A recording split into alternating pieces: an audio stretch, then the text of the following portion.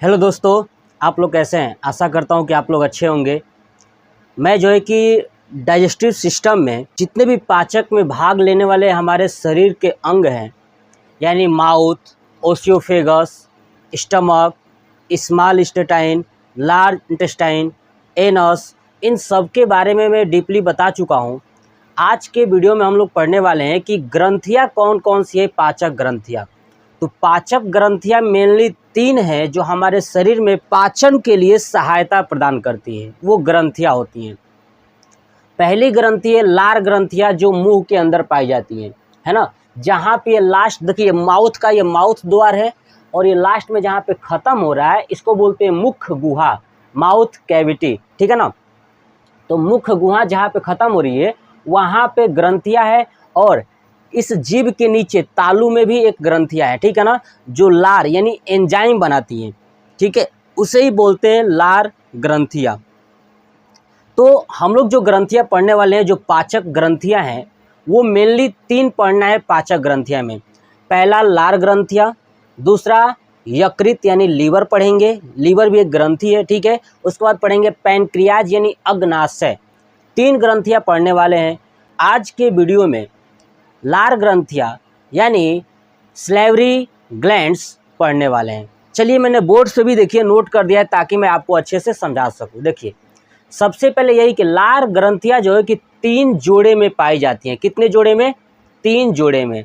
लार ग्रंथियां 3 जोड़े में पाई जाती हैं। पहला होता है पैरोटिड, पैरोटिड ग्लैंड्स, ठीक है ना। पहला होता है पैरोटिड ग्लैंड्स। दूसरा होता है मैंडिबुलर ग्लैंड्स, मैंडिबुलर ग्लैंड्स। उसके बाद होता है सब लिंगुअल ग्लैंड्स। याद रखिएगा 3 कि जो सलेवरी ग्लैंड्स होती है, लार ग्रंथियां होती है, वो कितनी जोड़ी में पाई जाती है? 3 जोड़ी।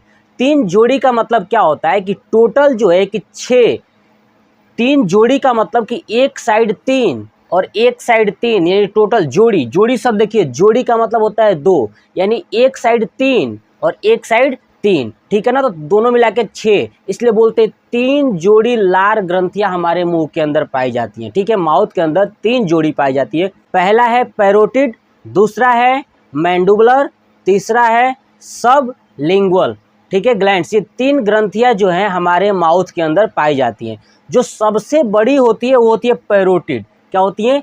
पैरोटिड। और जो सबसे छोटी होती है ना, सब लिंगुअल होती है। तो याद रखिएगा कि पैरोटिड, मैंडिबुलर और सब लिंगुअल, ये 3 जो ग्रंथियां है, सबसे बड़ी पैरोटिड है, उसके बाद से मैंडिबुलर है, उसके बाद से सब लिंगुअल है।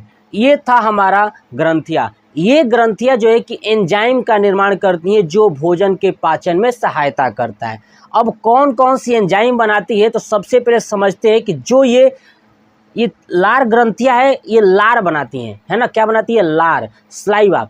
और ये सलाइवा एक दिन में लगभग 1.5 से 2 लीटर बनता है। एक दिन में 1.5 से 2 लीटर लार बनता है हमारे माउथ के अंदर। और छोटे बच्चों को आप देखे होंगे ना, छोटे बच्चों में बहुत ज़्यादा लार बनता है ना। उनके अंदर लार बहुत ज़्यादा बनता है, क्योंकि लार का काम क्या होता है मैं अभी आगे चल के बताऊँगा, ठीक है। भोजन को पचाने का काम होता है। क्या करने का? लार का काम यही होता है कि भोजन को पचाना है।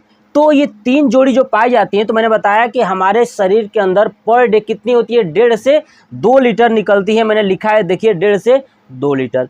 अब उसका पीएच वैल्यू जो होता है ना, 6.6 से लेकर के 6.8 तक होता है।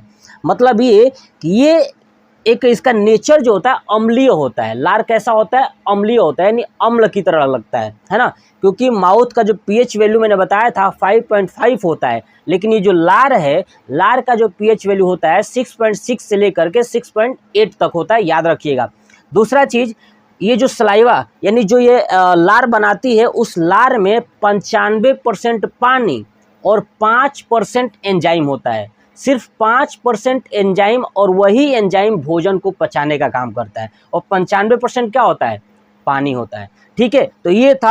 अब आइए देखते हैं कि जो 5% एंजाइम होता है, ठीक है, वो 5% में कौन कौन सी एंजाइम होती है। तो देखिए, माउथ के अंदर 4 तरह की एंजाइम पाई जाती हैं, ठीक है। लाइसोजाइम, डाइस्टेज, टाइलिन, म्यूलिन, मैंने लिखा हुआ है देखिए।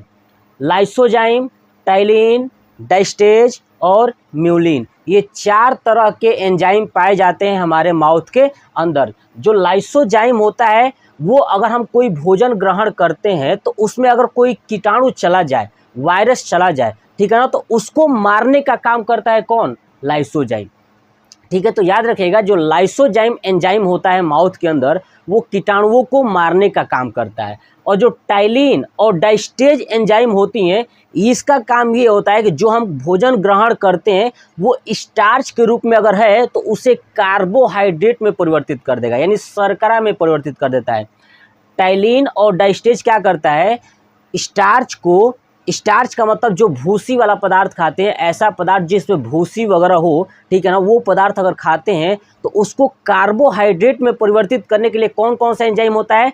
टाइलिन और डाइस्टेज। हमारे पूरे माउथ के अंदर सबसे ज़्यादा अगर कोई एंजाइम पाया जाता है चारों में तो वो है टाइलिन। क्या है वो?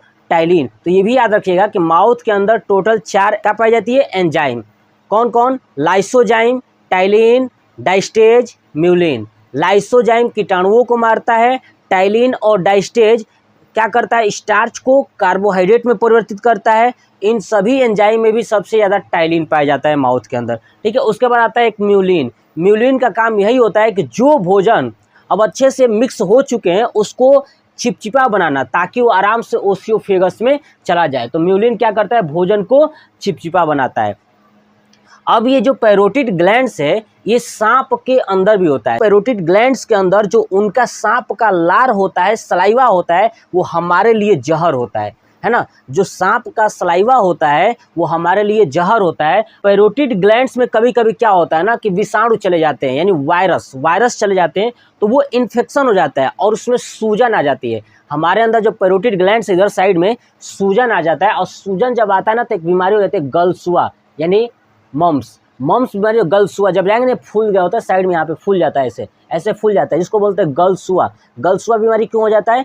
क्योंकि वायरस यहाँ पे पैरोटिड ग्लैंड्स को क्या करती हैं? इफेक्ट कर देती हैं। इफेक्ट करती हैं तो यहाँ पे हो जाता है गलसुआ बीमारी, ठीक है। तो ये थी हमारी लार ग्रंथियाँ, यानी पाचक ग्रंथि के अंदर लार ग्रंथियाँ क्या क्या थी। नेक्स्ट पार्ट में मैं यकृत यानी लीवर और पैनक्रियाज यानी अग्नाशय के बारे में बताऊंगा। तो इतना आपको लार ग्रंथिया के बारे में याद ही रखना है, ठीक है। तो ये आपको वीडियो कैसा लगा कमेंट बॉक्स में कमेंट करके जरूर बताइएगा। जय हिंद, जय भारत, वंदे मातरम।